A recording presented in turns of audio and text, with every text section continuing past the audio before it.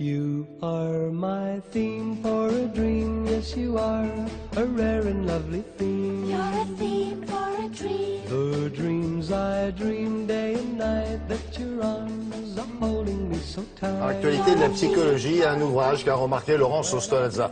Le titre, c'est L'enfant préféré. Il va s'agir, vous l'avez compris, des enfants chouchous ou de l'enfant chouchou. Le chouchou de maman n'est peut-être pas celui de papa, comme ça c'est équilibre. Mais c'était un sujet dont on parlait assez peu, non? Oui, et c'est encore un sujet un petit peu tabou. C'est un livre écrit à quatre mains par une sociologue et une psychologue qui nous explique en fait pourquoi il est finalement tabou d'imaginer, d'envisager que l'on a une préférence pour un enfant.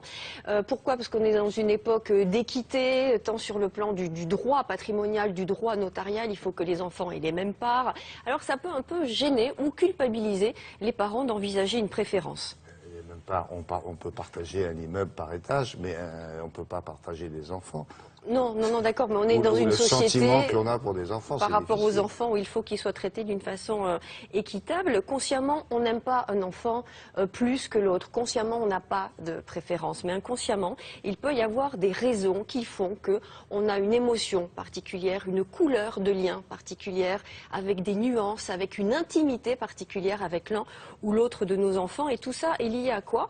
Est lié à l'histoire, au contexte de la naissance de l'enfant. Par exemple, ça peut être le fruit d'une union débutante ou un enfant qui arrive après 10 ans de liaison, d'union, ce n'est pas la même chose. Un garçon espéré après plusieurs filles, ou alors la troisième fille qui arrive, ou alors la place de l'enfant. Le premier enfant n'est peut-être pas attendu de la même façon que le petit dernier. Il peut être ça aussi... induit l'amour que peuvent avoir les parents pour cet enfant. C'est le pédigré de l'amour, alors. Ça peut induire non pas la qualité, mais la teinte, la texture du lien, la nuance du lien, l'émotion que l'on a vis-à-vis de l'un ou de l'autre enfant. Il y a des enfants qui sont porteurs de rêves, qui sont plus ou moins brillants, et on va se reconnaître socialement dans lui. Il y a aussi une forme de narcissisme, un enfant miroir. On aime l'enfant parce qu'il nous ressemble, et on se projette dans cet enfant. Alors, est-ce qu'on est tous conscients de ces préférences qui existent depuis la nuit des temps dans nos contes et nos légendes? Pas toujours, mais derrière un discours sans ambiguïté, eh bien, il y a des moyens de l'identifier. Écoutez. Oui, si on peut le mettre. Oui, ça dit. On retrouve la place de l'enfant préféré dans les textes anciens. Dans la Bible, à peu près aux mêmes époques, des récits qui sont construits à la même époque, on trouve également un enfant préféré à chaque génération.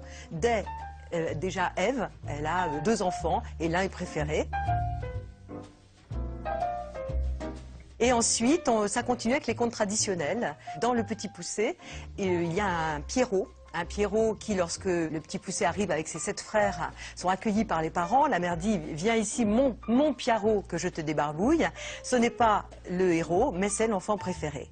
Et ce qui est étonnant, c'est que dans toutes les versions modernes de ce conte, le personnage de Pierrot disparaît.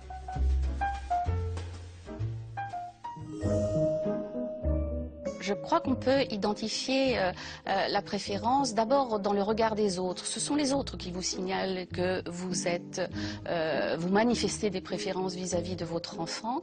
Les signes sont multiples et c'est surtout les enfants non préférés qui les dépistent, ceux qui s'opposent à l'enfant préféré. Je crois que la préférence est histoire de comparaison.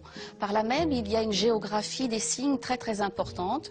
Elle est dans la proxémie, elle est dans les regards, elle est dans la complicité, elle est dans une plus grande tolérance, elle est dans des espaces qui sont accordés à l'enfant qui sont plus grands, elle se manifeste par de multiples petits signes et les enfants sont très très habiles finalement à les débusquer, y compris dans le quotidien de la vie familiale.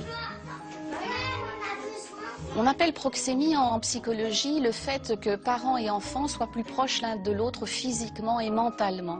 Et cette proxémie va se dessiner notamment dans les espaces quotidiens, la table familiale, où le préféré va être à côté du parent. Le soir, dans les câlins, où le parent va passer un tout petit peu plus de temps avec son enfant qu'avec l'autre. Et les enfants sont très très comptables de ce temps. Ils perçoivent bien que dans l'intonation, dans le bisou, dans le câlin, quelque chose de plus se donne à voir qu'ils n'ont pas en retour.